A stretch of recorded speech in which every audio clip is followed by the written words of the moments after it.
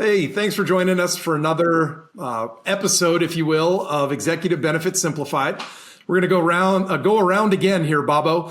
Today, we're going to talk about executive benefits plans audits. I know we keep getting these really, just by the name of them, the sound of them, they're just thrilling. Maybe not thrilling, but important nonetheless. So when we think about plans and we think about auditing those plans, like what comes to mind for you? We do a ton of audits, and actually audits are my favorite work that I deal with personally. You're sick. And the reason being is you're right. The name itself implies, oh gosh, the IRS is going to come in, look at my books, all that can say. That's not what we're doing. When you think about an executive benefit plan audit, just realize one thing. It can only make your plan better. It can't make it worse. You're not going to end up owing more money or anything like that. What the whole purpose is of a plan audit is a lot of plans out there were put together wrong by people really that didn't have a lot of knowledge. A lot of times we'll be working with pension people that admittedly will tell us, I just got reeled into this with a client. I wanted to provide the right thing, but I really didn't have that much experience. So I just went to a company that I know, one of the big insurance companies or investment companies that sells them. And then they talk to them and put them in this program, and now the company's not happy. Something's not working right.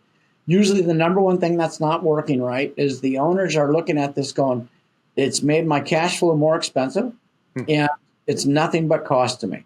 It's not doing what it's supposed to do. And because of that, I really don't want my executives to even use it because it's just going to cause a problem, but they're already in the plan. So how do I fix this? Yeah. And so we get in there and we do a deep dive. So every facet of executive benefits that exist under the regs that are put on the table to really run this marketplace, 409A, we do every aspect on there. So when we're doing a plan audit, we're also looking at not just the products that are inside of the plan and how the company's funding it to get the most out of it, but we're also looking at some very key features for the participants. Most administrative companies out there cannot administrate a plan to all the allowable aspects that 409A offers. 409A is very broad in nature. And so we get in, we talk about the benchmarking, how to build the plan better. We know that the number one thing that gets people, your executives in the door to begin with, is what you're paying them. Number one reason why people leave is because of lack of benefits or lack of good benefits. And so the number one thing that we want to do is make sure that we 100% have the plan built to maximize the needs that your talent is looking for from a plan. And every company is different. Even if they're in the same sector, they have different designs for different reasons. So when we go in and do an audit, we're going to be looking at the benchmarking of the plan design. And that simply comes out of a very easy process of the company sending us over their plan document. There's usually a document that's 3 to 5 pages long. That tells us everything that the plan has. It also tells us everything the plan's missing. Once we have that, then we can start making recommendations, and then we're gonna talk to the people that are running the plan. We want to make sure that if they are losing money or their cash flow is being negatively affected, we want to jump on that right away because there's no reason. Every plan in America under current tax code should actually, the cost of setting up a plan should reduce cash flow directly related to paying executives, and there's some tax reasons for that. But also it should serve as a profit for the shareholders or for the owners if it's a private company. And I said both those things correctly. Unfortunately, most plans come to us because they're missing on those. The other thing that happens is people will bring us a plan that's funded with insurance. And insurance is by far the most common funding vehicle out there because of the tax effects of tax-free cash buildup with investment results for the company that sponsors the plan, as well as it being tax-free when the money's paid out to the participants. And so, but they'll bring us a plan that is not operating well because they have some type of insurance product on there. They might even have COLI products on there from any number of providers out there. And what people don't realize is not all COLI is the same. It changes for the size of the company and the size of the plan.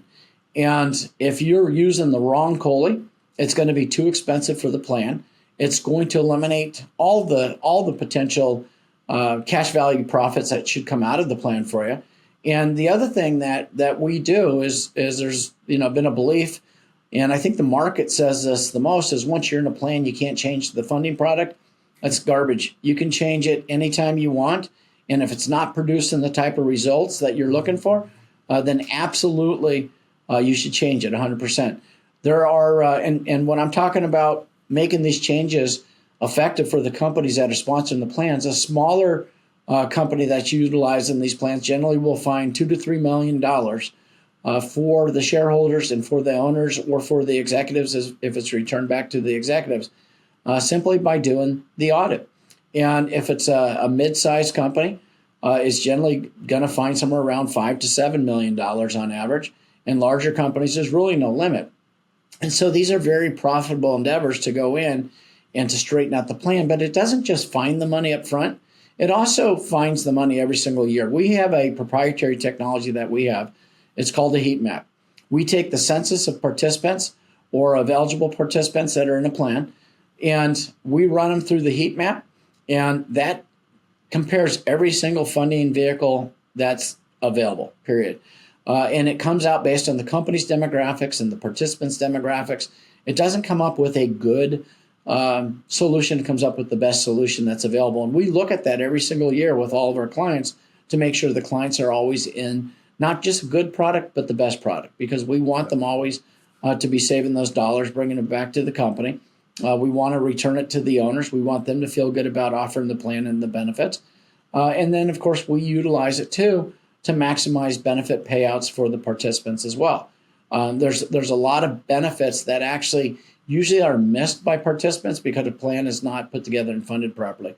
And so for us to do that, so far we've nailed two documents, the sample plan document and then the census. And on the census, we don't need to see names. We don't need to see any of that stuff. We do need, so you can label it for information protection, all that kind of stuff. But we do need to see total incomes and ages of the participants, so we can do a full competitive look as what products are going to be the best for the funding. And then we want to get the asset and liability. We want to know where the asset is currently, where the liability is. The liability is going to tell us exactly what we're looking for, how much money we're looking to find in there. So if the plan is been funded in a poor performing product and the plan's worth $3 million from a liability standpoint and the assets at $1.5 million, we'll find that difference and bring that plan back into a positive nature. And so we're going to look at all assets, all aspects, all tax programs that are available to maximize these values. Also during plan audits, we're generally going to uncover problems with the 401k. A lot of times people put these plans together because their top hat people needed something and they still left them attached into the 401k, and the 401k's a top heavy plan. Well, there's tax laws that allow us to take the top hat participants out of the 401ks altogether, out of the qualified plan altogether, and mirrored in a non-qualified plan. That way you get away from safe harbor rules that most companies don't like, because there's a guaranteed vested amount that goes out, but it doesn't operate as a retention tool for the folks that are not highly compensated. So when we go in, we can fix a lot of problems financially. And the great thing is, when you do an audit, it doesn't cost you a dime. They're a simple process for us. It generally takes 3 to 5 days, depending on how slow the information is sent to us. But probably the most valuable thing that you can do if you haven't had your plan audited, especially over a few years or since its history, I will guarantee you that there's tax law changes that will benefit you. There are changes to product that have greatly changed the industry over the last 5 to 7 years. And so if you haven't done an audit, give us a call and we'll take you through it. But again, they're fun. It's money. It's just finding money. It's not about, beating you up and saying where you got to pay more or anything like that. Yeah, and it's not uncommon for companies to go through audits with these plans, right? I mean, the 401k is something that's audited virtually every year, and just like I've seen in my my career working with a ton of 401k plans, Not all consultants are the same. So you've got varying degrees of confidence and familiarity with the plans, not only in that space, but I think it's even magnified in the non-qual space, because it's just not an area where as many people have that experience, and they might have worked on a plan or two over the years, but they don't do it to the volume that we do, where we've seen what can go wrong, not only in the plan design, the funding strategy, whether that could be a mismatch between the asset, the participant investment choices, and the company liability account, where potentially that company accounts in a very conservative investment, and participants on their side and their notional accounts have elected for much more aggressive investments. And so you're digging a hole basically as a company if you're not looking at this stuff. And just as simple as doing an audit on a regular basis can uncover these things and can be very, very beneficial to the company's bottom line over time. Yeah, when we first started talking, I brought up the fact that participants leave companies for bad benefit programs. Yep. The average participation rate that we see on plans that people bring to us is about 40%. Our average participation rate is over 95%.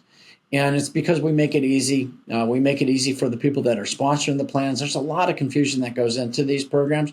And it's not just from small companies that are confused. We did a live meeting with all the Fortune 1000 companies that was put together through a sponsor several years back.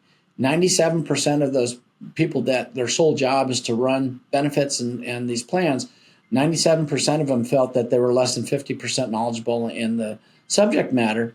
And that's really not their fault. That's more of the industry is not taking the proper steps to make sure that everybody learns them, can get everything out of them, do all the right things for them and all that stuff. But again, keep it easy, keep it fun. This is a quick 10-minute conversation on how to make these things simple. Give us a call and we will make it worth your while. Thanks, Bob. Thank you.